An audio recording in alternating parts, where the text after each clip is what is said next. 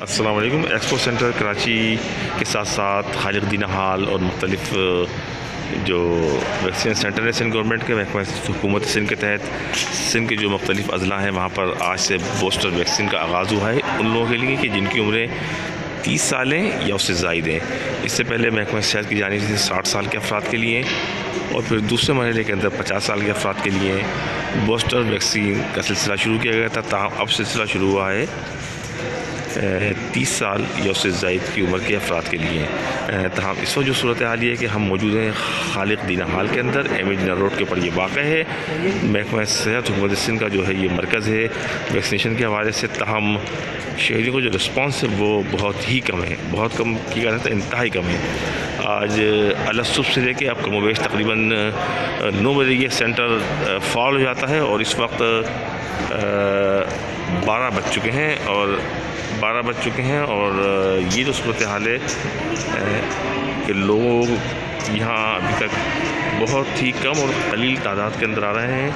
और अब जिस तरह कोविड की पहली और दूसरी वैक्सीन के लिए पूरी कैंपेन चलाई गई थी, ऐसा महसूस हो रहा है कि दोबारा वो कैंपेन बूस्टर वैक्सीन के लिए भी चलानी पड़ेगी। जिस आप देखें खालिद दीना हाल की ये तमाम कुर्सियाँ खाली हैं। पूरा जो हेल्थ केयर स्टाफ होता है, जो कि नर्सिंग स्टाफ है, वो जो है वो यहाँ पर बदस्तूर मौजूद है और डॉक्टर्स भी यहाँ पर मौजूद हैं। और जो इसके साथ साथ यहाँ पे जो रजिस्ट्रेशन का मरहला होता है, यहाँ आपको मजमूई तौर पर अगर हम गिन लें तो 1 2 3 4 5 6 और ये 7 फ़र्द भी यहाँ पे आ गए। तो इस तरह यहाँ पे लोगों का रिस्पांस इस वक्त जो है वो बूस्टर वैक्सीन लगाने के हवाले से बहुत ही कम है।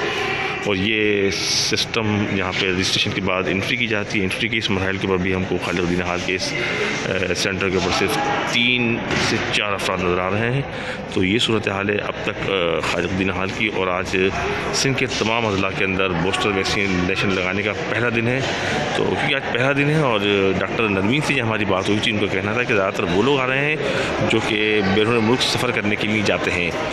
तो हम इसके साथ साथ क्योंकि आज पहला दिन है 30 साल से ज़ायद 30 साल और 30 साल से ज़ायद उम्र के अफराद के लिए, तो तवक्का है कि आने वाले दिनों के अंदर इसके अंदर ज़्यादा तेज़ी आएगी और वो अफराद के जिन्होंने अपनी वैक्सीन की 2 डोजेज़ मुकम्मल कर ली हैं वो तीसरी डोज़ के लिए भी बूस्टर वैक्सीन के लिए सेंटर से रुजू करेंगे। हमारे चैनल को लाइक कीजिए, सब्सक्राइब कीजिए।